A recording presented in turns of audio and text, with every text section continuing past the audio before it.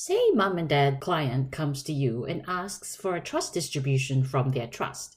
How would you know how much income there is available to be distributed by the trust? And when I say income, I mean net income after expenses. Obviously, there's how much cash that's actually physically available in a bank account to be distributed, but what we're interested in is the legal mechanism of distributing it. The technical terminology is by making the beneficiary presently entitled to the income or capital of the trust. But colloquially, it just means that the trust is making a distribution to the beneficiary.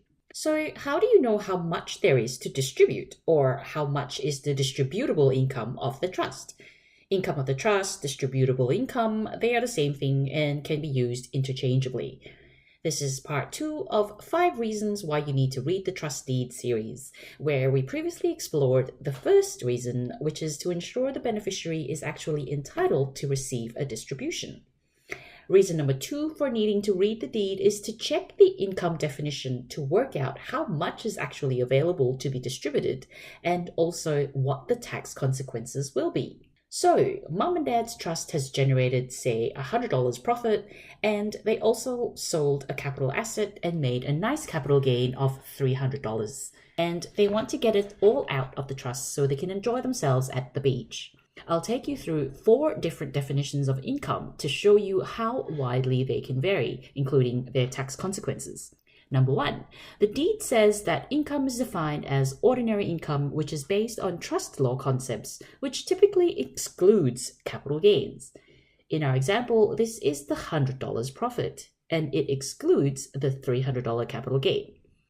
If the trust distributed 100% of income of the trust, that's only $100. So the trust needs to make a separate capital distribution of the capital gain of $300 to get the capital out to mom and dad. So you'll need to prepare one income distribution resolution and one separate capital distribution resolution. Number 2, the deed defines that income is in accordance with accounting standards. For accounting purposes, capital gains are usually recognized as profit in the profit and loss statement. So this means that income available for distribution or distributable income is $100 plus the $300 capital gain, which equals to the $400. So all the trustee needs to distribute is the 100% of income of the trust, and no separate capital distribution resolution is required. Number 3, the trust defines income as taxable income.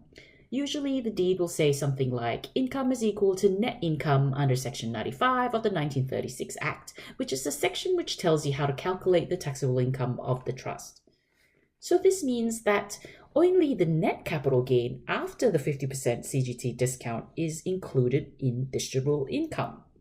And let's assume our trust has held the asset for more than 12 months and is eligible for the discount. This means that taxable income of the trust is the $100 from ordinary income plus $150 net capital gain, which totals only $250. So there's still the discount component of $150 sitting in the trust.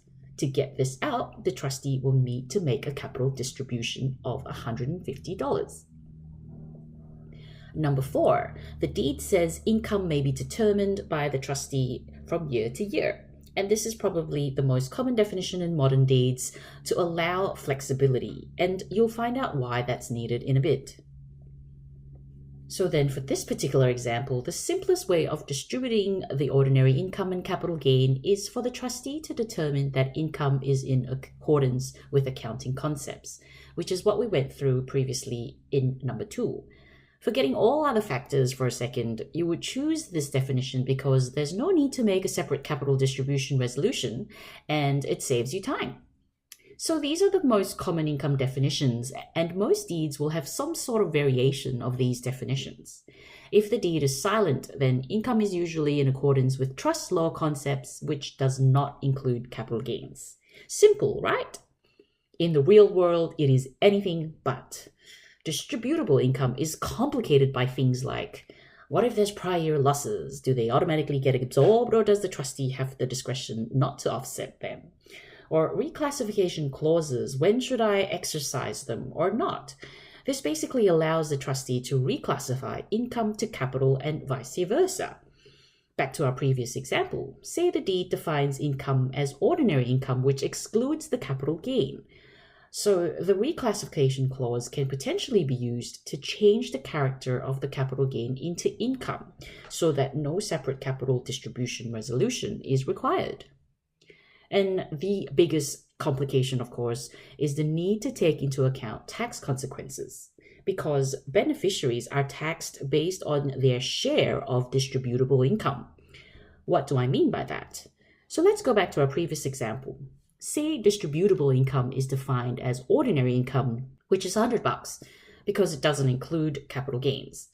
But taxable income is $250, which is the $100 plus the net capital gain of $150.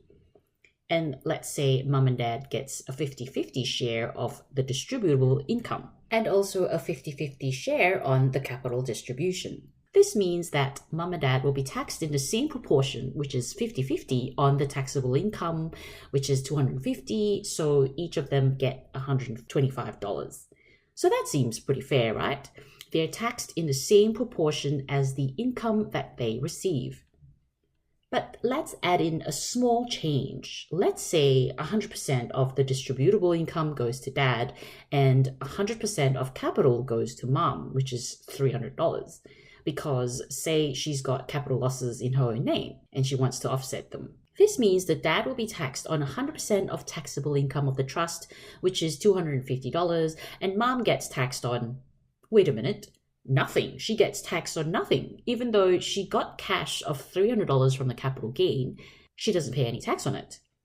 This means that she doesn't even end up using any of the capital losses. Pretty weird, isn't it? But that's exactly how it works. This is because beneficiaries are taxed based on their share of distributable income only, and nothing to do with their share of capital.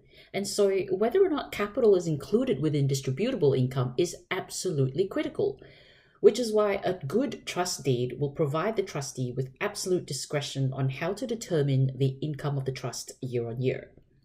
And it can get even more bloody complicated if the trust has no distributable income at all, but has some taxable income. In that situation, who gets taxed? But hey, that's a story for another day. Welcome to the taxation of trusts. And the starting point is to read the deed. I hope you've enjoyed this tax nugget. Next week's video is all about streaming. Until then, see ya. Bye.